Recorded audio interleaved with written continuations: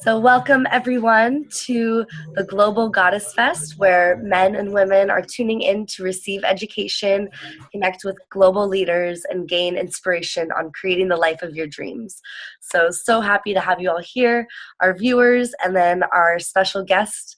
Welcome. So good to see you all.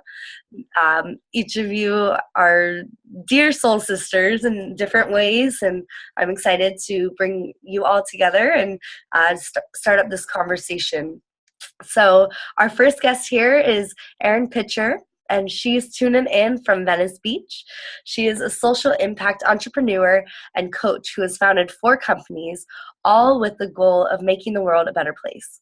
She currently works in the fields of women's empowerment and gender equality, social impact marketing, creating campaigns to motivate groups of people into action and to solve global issues, sexuality, and relationships.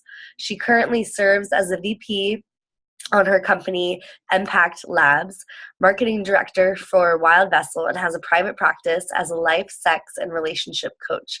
So thank you so much, Arin, for being here. It's wonderful to see you and have all of your creative and genius energy here with us. So thank you.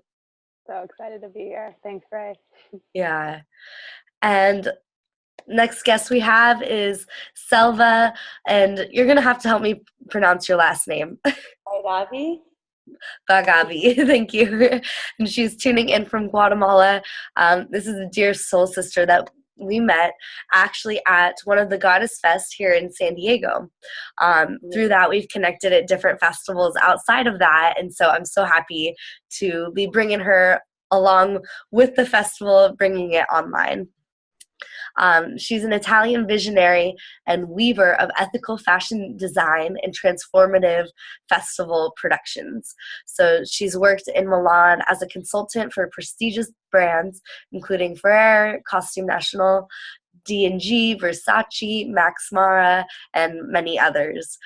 In 2010, she landed and moved to Guatemala, and that's where she started to receive these ancient techniques in creating eco art. And while she was out there, she joined the Cosmic Convergence Festival production team as the art and decor curator that was in charge of building and bringing her talents in the arts. She's also founded Conscious Convergence, which is a sustainable, ethical brand producing clothing using indigenous textiles and empowering local communities. She's opened channels and different retreats in bioconstruction, and is just a total badass, and her clothes are so beautiful. That's what connected us, and so definitely check those out, and we'll be hearing more about this new ethical way to create business and fashion. And last but not least, we have Marcelle here. I'm so excited that you're joining. We have actually just met this last weekend, where Marcelle, Arin, and myself were all at this wonderful global conference up in LA. So I'm so excited that you're joining the team here and joining our panel today. I'm pleased Marcelle to is be here. Thank passionate you. about impacting global change, and she brings these 2 different cultures together. And I'm totally going to pronounce this wrong. Guy, how do you say it? Guyanese. Guyanese and half Trinidadian. Awesome. And she has had an affection for the world outside of the United States. So really bringing in her cultures.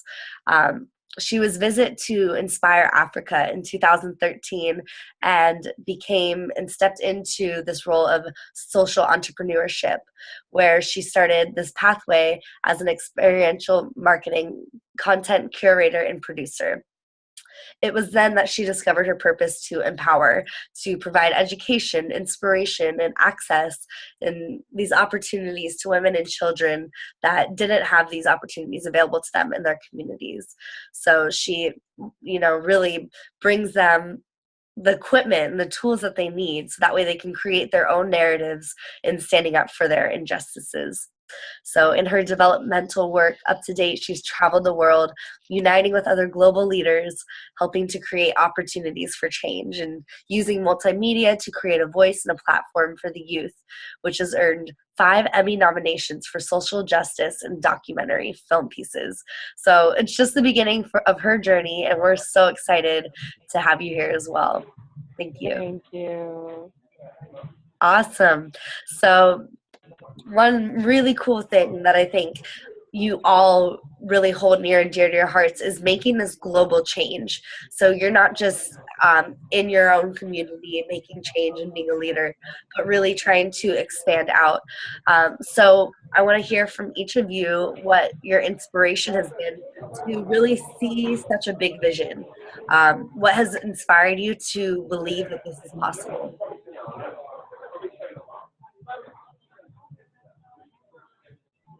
I can start. Well,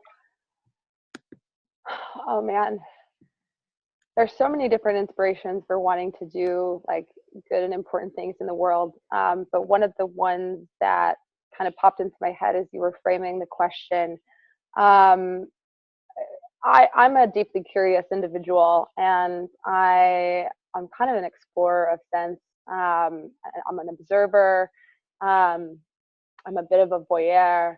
I just like watching and learning, and I'm so curious. I'm always asking questions, and I mean, this is one of the main reasons why I'm interested in solving, global issues through business and through partnerships and collaboration is it's a more interesting problem to solve. I mean, and it's a more challenging problem to solve. It's like, how can we, rethink old systems to include more people in a way that empowers them more so than they have been empowered before? It's like, how do we create a future that works for all of us? We haven't seen something like that in the past, and so one of my main motivators is innovation. Like, how do we think deeper about what we're doing, and how do we come from a place of integration and a place of wholeness, so that we're not trying to solve problems in the world by filling gaps, like filling gaps in ourselves, but like when we feel really whole, like how we approach the world and how we approach the problems of the world, or the opportunities of the world rather, it just becomes a more more interesting problem to solve. Like that's like the least heartfelt answer I can give, but it's also one that's like deeply inspiring to me, is you know this idea, and I fully believe that we can make a future that works for everyone, that really creates space for everybody to have their needs met and create space for a kind of global level of self-actualization. I live my life by this idea of like, I'm going to prove to myself that I can do the things that I think are impossible, as a way to like show through example, and also show myself like, if I can dream it, I can do it. So I believe that there is nothing that we can't do, and from that place it becomes like this really awesome game to figure out how to do it. And also, like, I literally can imagine doing nothing else.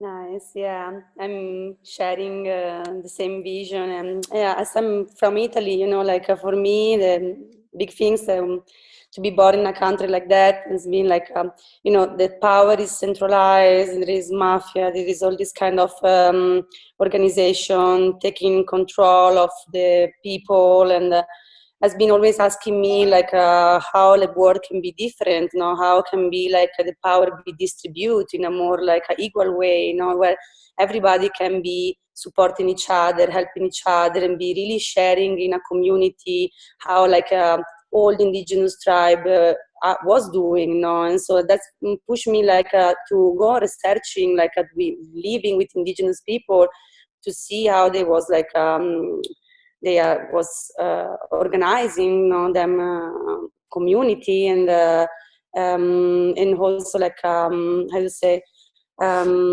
working with them is bringing you back in how society or life should be, you know, like as this slow movement, this slow slow life or slow fashion or slow food or whatever we want to call is like an ethical movement going back, you know, like in what it was before, no, like a life.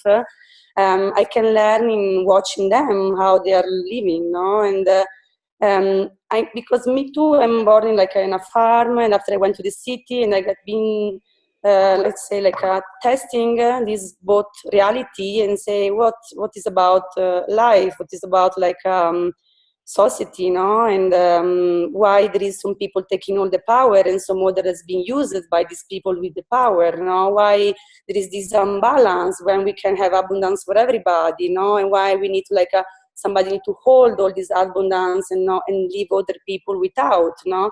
That is what make me moving, like, and be going and helping, like or supporting and collaborating, because I always say like I'm collaborating with them. I'm not like I'm learning from them. They are learning some stuff from me, but I'm learning a lot from these people also. So it's like a equal exchange between me and this tribe, and me and this people, and bringing them, weaving my art them and bringing this around the world to be known, because how beautiful is like a community can be living support by doing art.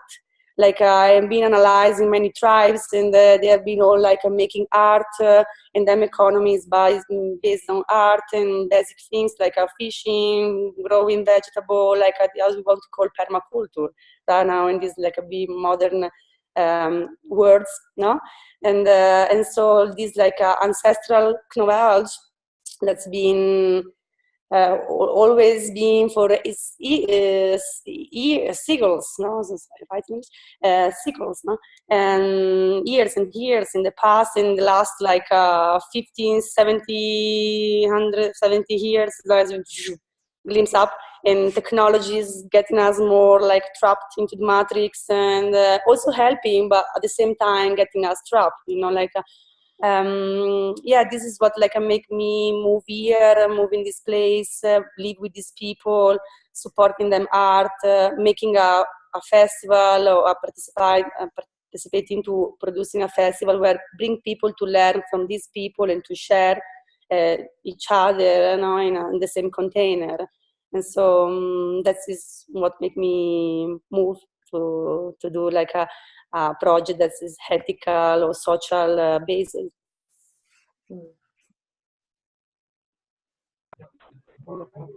Well, for me, it is my belief that we are all fearfully and wonderfully and powerfully made.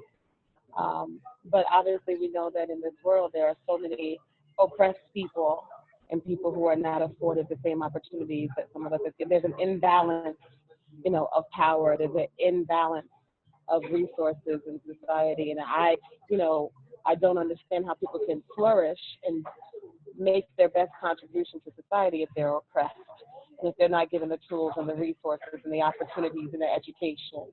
And so what drives me is knowing that because we are all equally, wonderfully, and powerfully made, we should be afforded those opportunities. There should be not just equality, but equity. And because now we're all identifying that there's a need for equity, whether you're a woman, you know, whether you're an immigrant, whether you're a person of, whatever your nationality, whatever the case may be, I think that it's now important for us to begin an even distribution so that everyone can get what they need in order to be great. So it's simple for me. Mm-hmm. And so, very similar across the board. And I'm wondering, is there a moment in your personal lives that really like sparked this and was like, okay, now like it's time. You can't keep in your old relationships. You can't keep your old job. It's time to fully step into this. And what was that moment for you? Yeah, I can start. For me, that moment I was like just moved from the countryside, the small town, 6,000 people village to the city, Milan, Confusion, Matrix. And I got in touch with these guys. It was African, a different culture, a different point of view, coming from a small town, family, everybody has the same vision, everybody's work, and make a house, make a car, family, and the same system, the same box, and go into the town, in a city that was more multicultural, and get in touch with these other, ethnies, and different philosophy, different, mind setting, and point of view about the world. So when I was 20, it made me this relationship with this person from another country, husband was Ethiopian, and make a brain change. I was the building on my old, I'd say in English, my old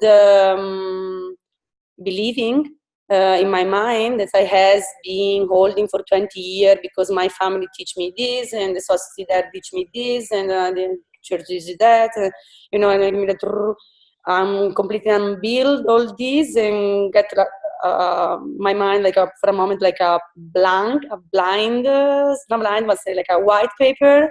And at the moment it was also scary because for me was a lot of emotion. It was not easy passage because to the constructor of whole personality and being, and to be for a moment I'm in a body on zero, it's the 0 point to restart again, a new vision, a new philosophy, a new life, and it took me few years to integrating all these, and but since that moment it made me discover that I need to go, and I need to go do something else about my life, because I was I want to go.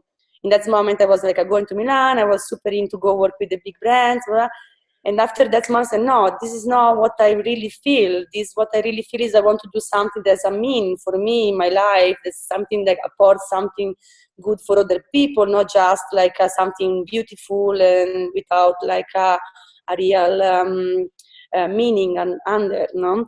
And so that was my glimpse, and after that moment it took me 6 years to move me out of that reality, and after that I could do the completely shift.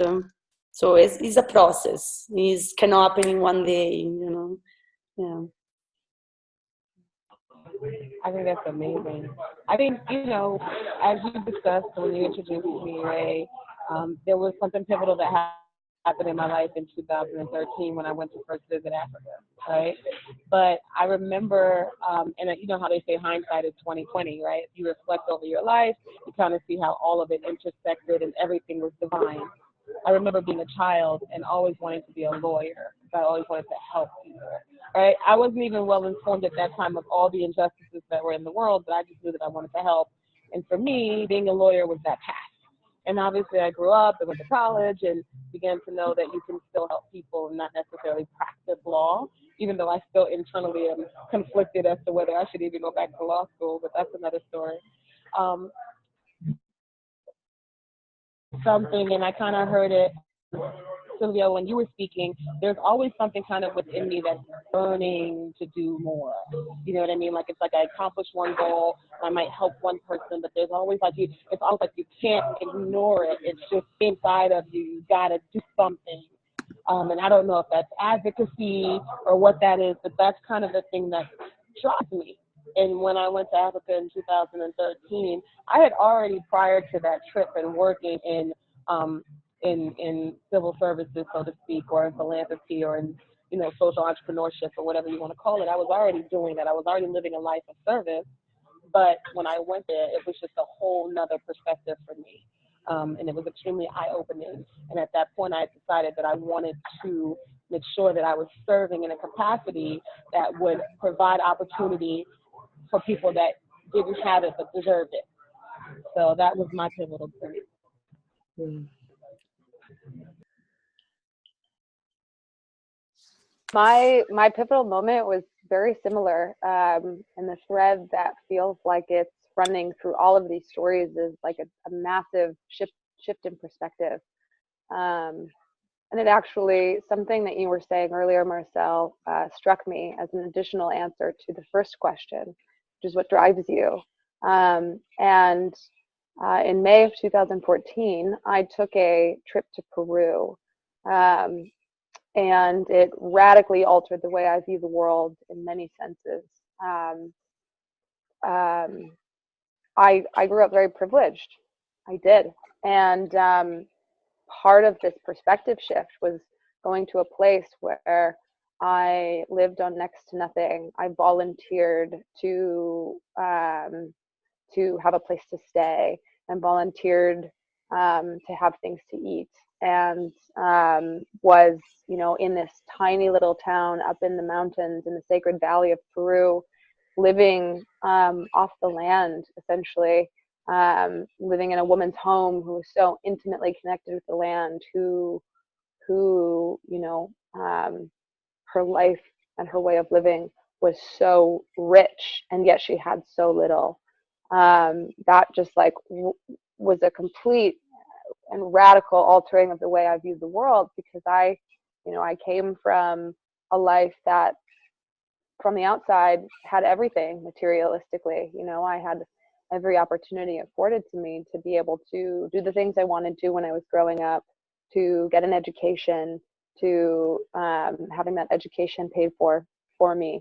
I had loving parents. I had all the ingredients for a recipe of doing something great in the world, and yet I was living a life that was devoid of meaning.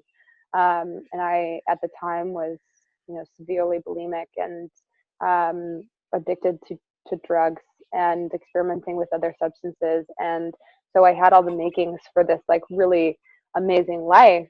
And I had every privilege, being a white woman from an upper middle class family, that could be afforded to me, and yet I was living this life that was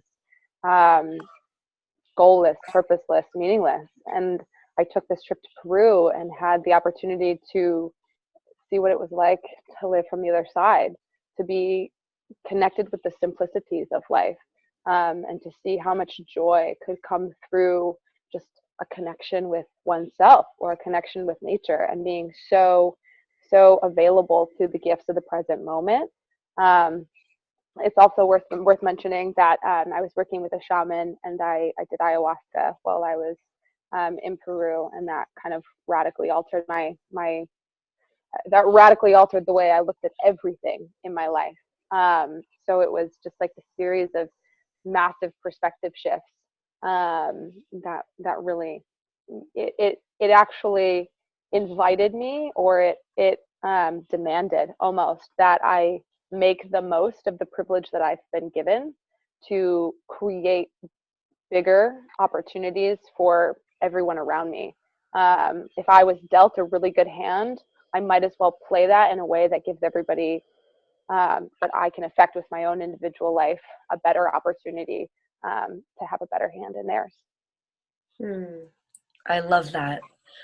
And yeah, there's definitely an interesting line in between of this travel, and how you each, the moments that you brought up was traveling, getting outside of your comfort zone, and really seeing something totally new, and not just reading it in a book or watching a movie about it, but literally physically going and being there. And I think we talk a lot about, when we're trying to manifest something, we need to really feel it in our bodies, and really say, I'm manifesting $100 in the next week.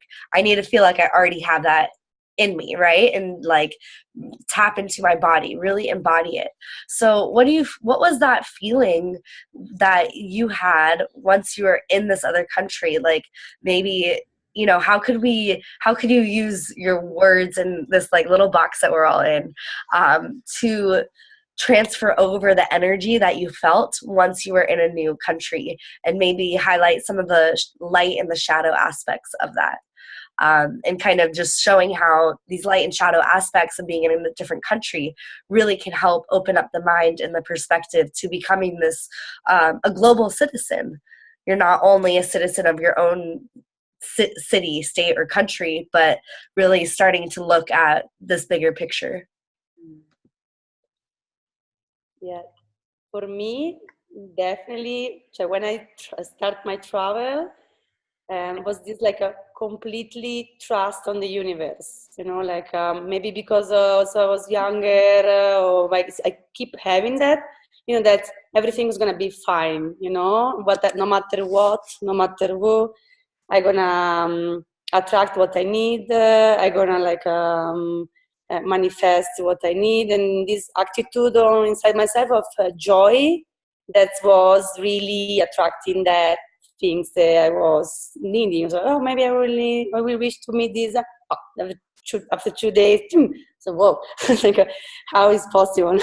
And before I didn't, because I was complaining because I was not happy. I was not feeling this freedom of myself, and definitely that attitude was not having fear, because when you travel you are outside of your box.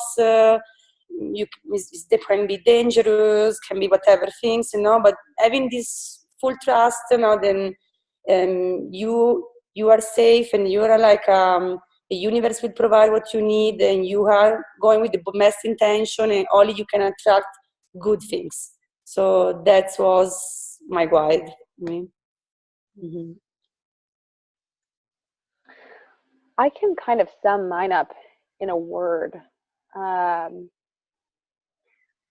and it's presence. It's presence. Which to me represents both the light and the shadow aspects. Because when you're truly present and available to the truth, and there is no such thing as empirical truth. There is the truth that is known through you. And everybody's version of the truth is different based on experience and a variety of factors. But when you are truly present to your truth in a moment, it also gives you the ability to have perspective in that moment. And there is both lightness and darkness in that, because sometimes the truth that you're presencing is not comfortable. It's being in a moment and experiencing the reality of that moment rather than whatever, comfortable story your mind is trying to potentially paint a picture of. But the lightness of that presence is that presence is also this infinite nothingness. It's like the infinite nothingness that gives rise to the infinite possibility of everything. Like when you're present, truly present, it is the space of the most powerful potentiality, because when you're not wrapped up in, the story that you're making about what's happening here or what could be happening there or what's happened there, like when you're not in the future, when you're not in the past, when you're truly here now, you are available to all the gifts of like what's here now, be it how you show up in the moment, having the right thing to say just come out of your mouth without even needing to think about it, or like knowing intuitively like the next step to take or the next action to take or the person to approach or whatever it is. So my answer is presence, deep, connected presence. I totally agree.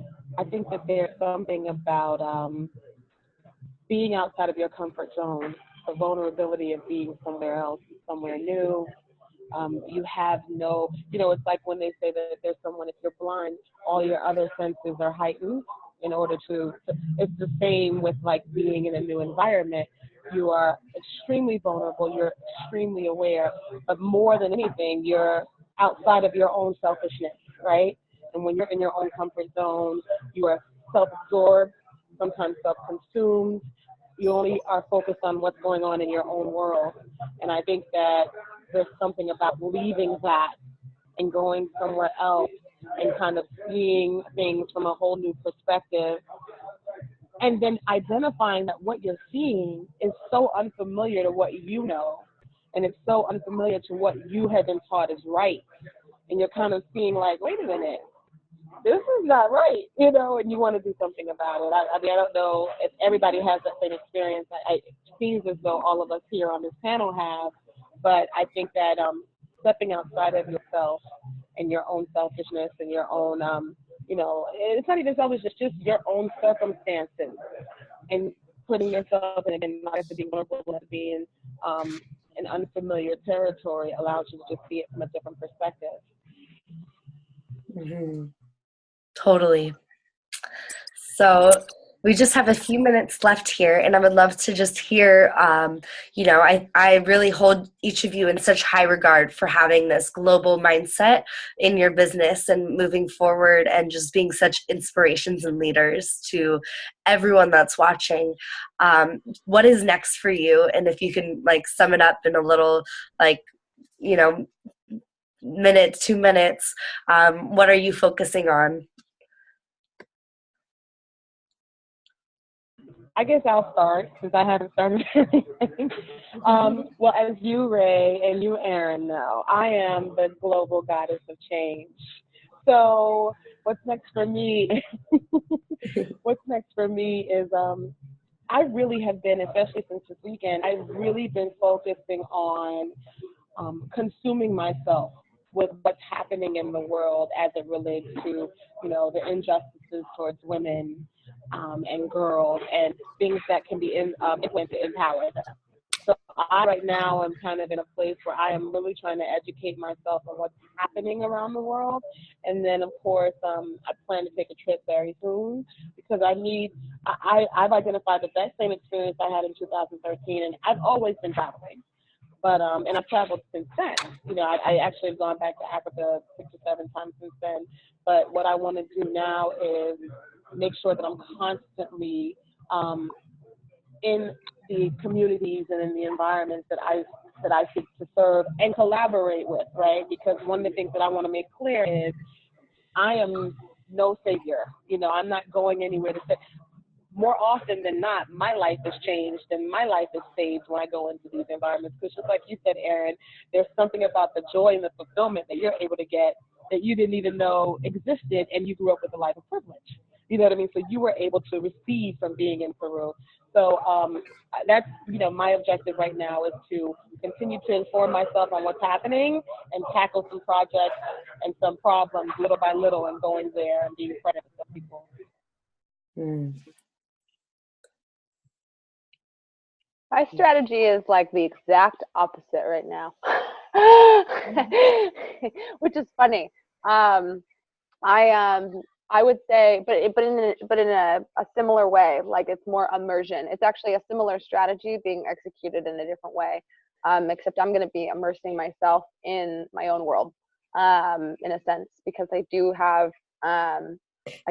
clarity on what's in front of me right now. I have 2 really amazing organizations, 2 really amazing projects that I'm kind of balancing right now. One is in the social impact marketing space, which Rae, you touched on, is about motivating groups of people and bringing them into a deeper sense of awareness around global issues, and then motivating them through action campaigns and experiential marketing to actually do something about that in a meaningful way. And then there's this other project that is it is a feminine empowerment platform, and that's the feminine that runs through all of us, men, women, transgender, you know, the entire spectrum, to create a platform for more balanced leadership in the world. So my strategy right now, my next steps are deep immersion in what's in front of me. I've been somebody who's like, I love creating community and being out and like doing all the things, and I feel for the first time in a while that like it's time to insulate myself in the world that I'm like inserting myself inside of, so that I can actually do the things that I say I want to be up to and create the kind of things that I want to in the world. So I'll be diving even more deeply into how I can be of service and used as a vessel for service inside these two amazing, beautiful, blossoming projects. Nice. Awesome.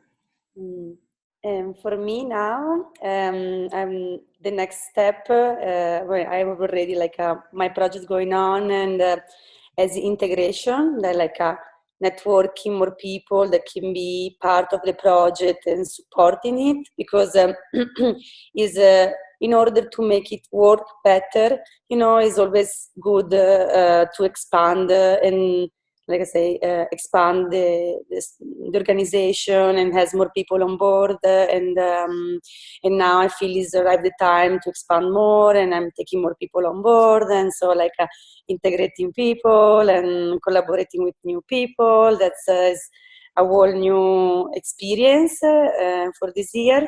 And I'm working on like building this place like here in Guatemala for guesting art, healing art retreat or art in residence. So when it's my another wish is like has my time also to do my personal art for myself.